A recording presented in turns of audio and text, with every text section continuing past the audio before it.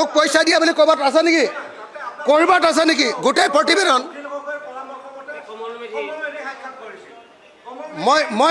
মই সেইবিলাক ক'বলৈ নাযাওঁ। এতিয়া বেলেগ পাৰ্টিলৈ গুচি গ'ল।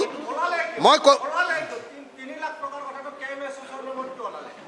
কে এম এছৰ নামত ওলোৱা নাই। ৩ লাখ কথাৰ কথাটো ওলাইছে কমল মেধিৰ নামত। মোৰ পৰামৰ্শত যদি গৈছে বুলি যদি কোনোবাই প্ৰমাণ কৰিব পাৰে, এটা ফ্ৰডে আপোনালোকে নাজানে। এই যিটো ফ্ৰডে কোৱা কথাটোক লৈ আপোনালোকে ডাঙৰ নিউজ বনাইছে। আপুনি শুনি লওক, আপুনি কথাটো শুনি লওক। আপোনালোকৰ এজেণ্ডাটো হ'ল নহয় জানো? আপোনাৰ কথা কৈছোঁ মই। আপোনাৰ এজেণ্ডাটো মোৰ নাম লোৱা নাই। মোৰ নাম ল'ব পৰা নাই পইচা লোৱা বুলি। মোৰ নাম অখিল গগৈ। মোৰ নাম কোনো কেলেংকাৰীৰ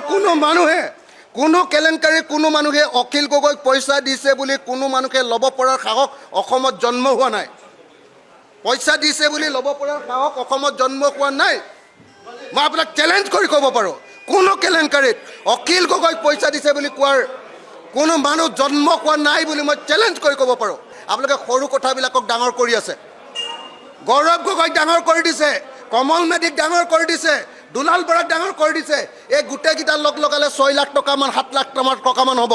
APSC কেলেংকাৰীটো কেইবা হাজাৰ কোটি টকাৰ কেলেংকাৰীয়ে নহয়, ই এটা অসম ধ্বংস কৰা ডাঙৰ অভিযান আছিলে। প্ৰথম কথা যে APSC কেলেংকাৰীটো অসমৰ ইতিহাসত নোহোৱা নোপোজা ধৰণৰ এটা ভয়ংকৰ কেলেংকাৰী। সেই কথাটো আমি সকলোৱে বুজি উঠিব লাগিব। এইটো মানে বেলেগ সৰু সুৰা কেলেংকাৰীৰ নিচিনা নহয়। এইটোৱে মানে গোটেই ছিষ্টেমটোক ভাঙি চিঙি শেষ কৰি পেলাইছিলে।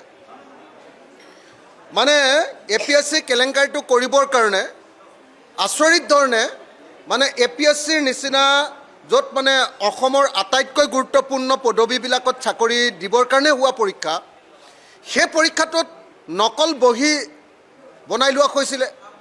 মানে গোটেই কাৰবাৰটোৱে এনেকুৱা আছিলে যে ই গোটেই ছিষ্টেমটোক, গোটেই পৰীক্ষা ছিষ্টেমটোক ভাঙি চিঙি শেষ কৰি পেলাইছিলে।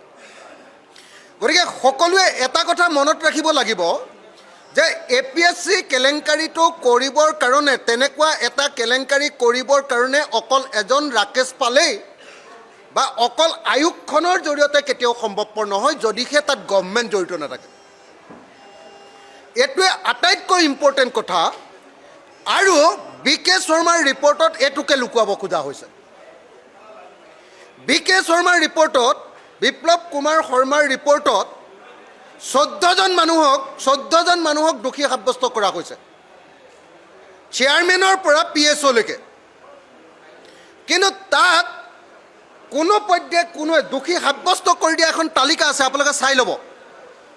সেই তালিকাখনত 14জন মানুহক দোষী সাব্যস্ত কৰা হৈছে, য'ত চেয়াৰমেনৰ পৰা এক্সামিনেশ্যন কণ্ট্ৰলাৰৰ পৰা PSOজনলৈকে এই 14জন মানুহক দোষী সাব্যস্ত কৰা হৈছে। কিন্তু গোটেই কেলেংকাৰীটোৰ পৃষ্ঠপোষকতা কৰা প্ৰকৃত যিসকল ৰাজনীতিক, তেওঁলোকক সেই কেলেংকাৰীটোৰ পৰা নাইকিয়া কৰি দিয়া হৈছে। আৰু যাতে সেইটো লুকুৱাব পাৰে তাৰ কাৰণে BK শৰ্মা প্ৰতিবেদনখনত অকণমান মানে হাঁহি ধেমালিৰ খোৰাক দি দিয়া হৈছে যে কমল মেধিয়ে 3 লাখ টকা ল'লে বুলি, যে আপোনাৰ দুলাল বৰাই 2 লাখ টকা ল'লে বুলি। লৈছে নলৈছে নিশ্চয় হ'ব পাৰে, ল'বও পাৰে।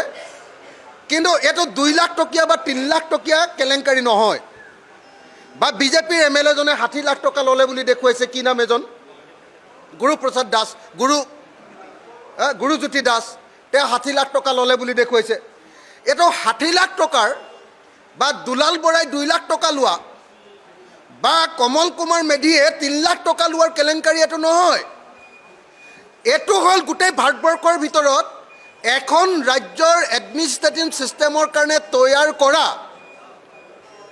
অফিচাৰ্ছবিলাকৰ যিটো পৰীক্ষা, সেই পৰীক্ষাটোক সম্পূৰ্ণৰূপে মাফিয়া ষ্টাইলত একেবাৰে ধ্বংস কৰি দিয়া এটা কেলেংকাৰী। নাম্বাৰ 1। নাম্বাৰ 2, এই কেলেংকাৰীটোৰ আটাইতকৈ ডাঙৰ কথাটো হ'ল যে ই সুদূৰ প্ৰসাৰী। কাৰণ ইয়াৰ জৰিয়তে অসমৰ এডমিনিষ্ট্ৰেশ্যন চলা, সেইটো পুলিচ এডমিনিষ্ট্ৰেশ্যনে হওক বা চিভিল এডমিনিষ্ট্ৰেশ্যনে হওক, গোটেই এডমিনিষ্ট্ৰেশ্যন চলা ছিষ্টেমটোৰ কাৰিকৰবিলাকক ACS আৰু APS অফিচাৰবিলাকক তাতে তৈয়াৰ কৰা হয়। বা এগ্ৰিকালচাৰ ডিপাৰ্টমেণ্ট, এডুকেশ্যনৰ ডাঙৰ ডাঙৰ অফিচাৰ্ছবিলাক, এই আটাইবিলাকক, ইঞ্জিনিয়াৰ্ছবিলাকক তেওঁলোকক নিৰ্বাচন কৰাৰ, তেওঁলোকক নিয়োগ কৰাৰ কাৰণে পৰীক্ষা পতাৰ এইটো ব্যৱস্থা।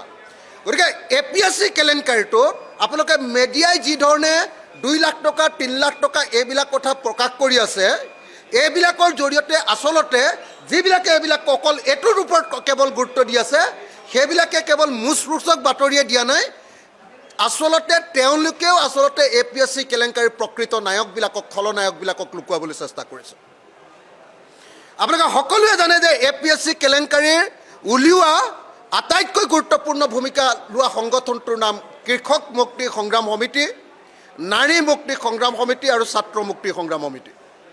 আপোনালোকে সকলোৱে জানে যে মই কিমান মাহ APSC কেলেংকাৰীৰ বিৰুদ্ধে আন্দোলন কৰি জেলত আছিলোঁ।